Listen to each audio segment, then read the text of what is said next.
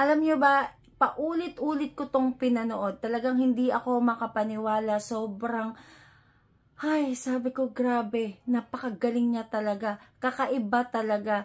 Yung notes parang wala lang manilang sa kanya. Lalo na dito sa portion na to, ha.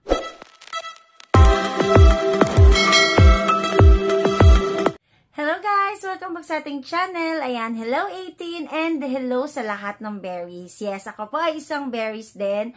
And ang aking bias ay si Stel. So, wag na kayong magtaka kung ang aking reaction today is bias talaga kay Stel. Well guys, sino ba naman ang hindi mapapawaw? Ang hindi makikilabutan o hindi mapapahanga sa ginawang performance ni Stel. So, bago yan, gusto ko lang i-congratulate si Stel kasi sobrang amazing talaga ng kanyang performance. Biruin niya nga, mga hitmaker, mga hitman kung baga, ang napawaw lang naman niya.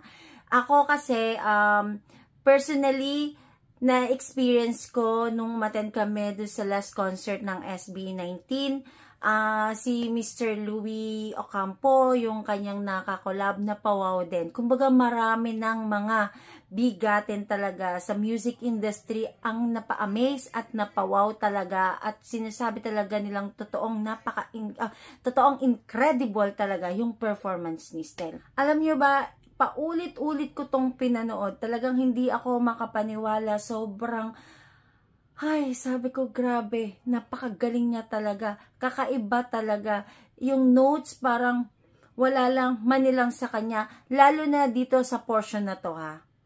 Yan, panoorin natin ulit. Don't wanna be all by myself anymore.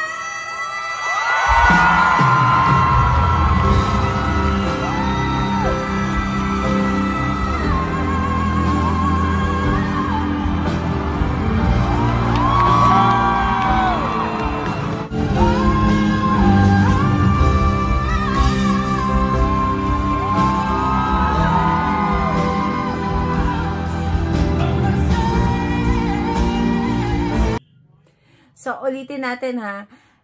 Yung ano lang, yung pinaka-moment lang kung gaano niya na-prolong o napahaba. So, ganon katindi kung paano i-sustain ni Stel yung all by myself.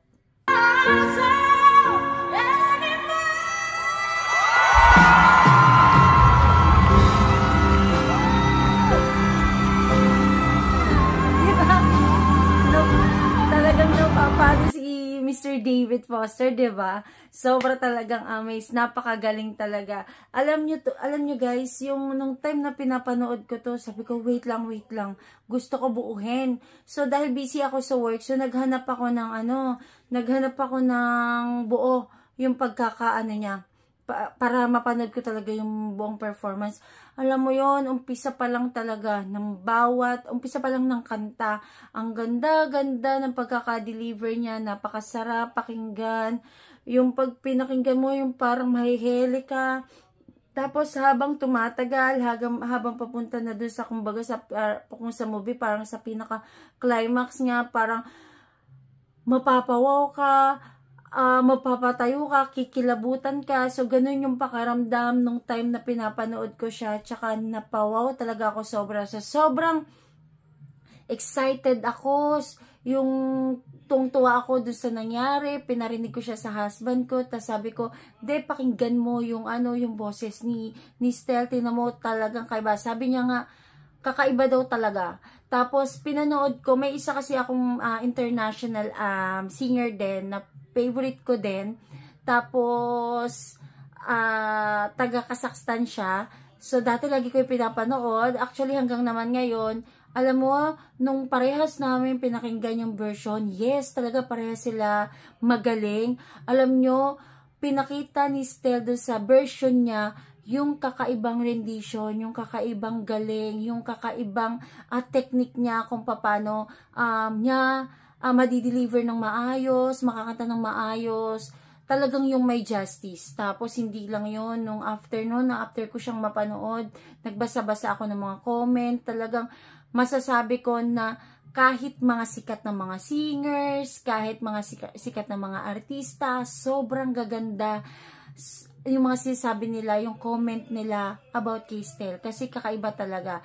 Tsaka totoo, lalong pinataas ni Stel yung industriya ng musika dito sa Pilipinas. Yes, ang dami talaga magagaling, pero at least si Stel natin, mapapabilang siya na talaga. Pwede na siyang makipagsabayan, and yes, talagang masasabi kong pwede siyang makipagsabayan sa mga bigati na artista. Well, marami na din po siya kasi talagang mga nakakolab na mga bigating artista, katulad na din ni Miss Regine Velasquez. Na-witness ko din po yung kasi nung time na nag-guest sa concert ng SB19 si Miss Regine, talaga namang kahit siya, napawaw siya kay Stel.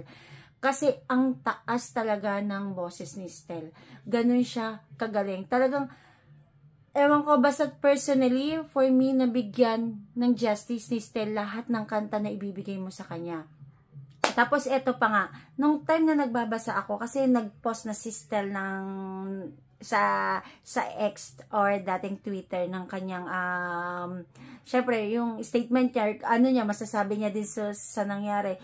Alam niyo yun, mararamdaman mo sa kanya na talagang sobrang saya niya, pero hindi siya nagyayabang, hindi siya nagmamalaki, napaka down to earth. Tapos makikita mo sa kanya, mababasa mo kumbaga mababasa mo doon sa statement niya na napaka down to earth niya, na kahit siya na-amaze sa nangyari at hindi niya nakakalimutan mag-thank you. Kasi sobrang okay talaga, sobrang galing talaga, wala talaga ako masabi. Kaya nga sabi ko sa sarili ko, hindi ko papalagpasin ang moment na to, na kahit ako bilang isang very bias ni Stel, sabi ko parang hindi ako magbigay ng reaction ko about dito. Tapos, yun nga, napaka-thankful niya. Umpisa pa lang, hanggang matapos, napaka-thankful niya. Tsaka, nakakatuwa kasi, ibang klase talaga yung talent na meron siya. Kaya, personal message ko, ayan, congratulations kay Stel, ayan, sobrang proud kami sa inyo. Ako, sobrang proud ako sa iyo, kasi talagang, napawaw mo ang lahat. Actually, hinihintay ko na mag-top siya, mag-trending siya, pero yes, trending na siya kahit saan platform. Pag nakita ninyo, sobrang trending na si Stel. Ano siya, talagang maraming na-amaze at natuwa sa kanyang performance. Kaya, ayan, thank you sa lahat ng nanood sa atin, and congratulations sa ating Berry. Ayan, thank you guys for watching. Bye-bye.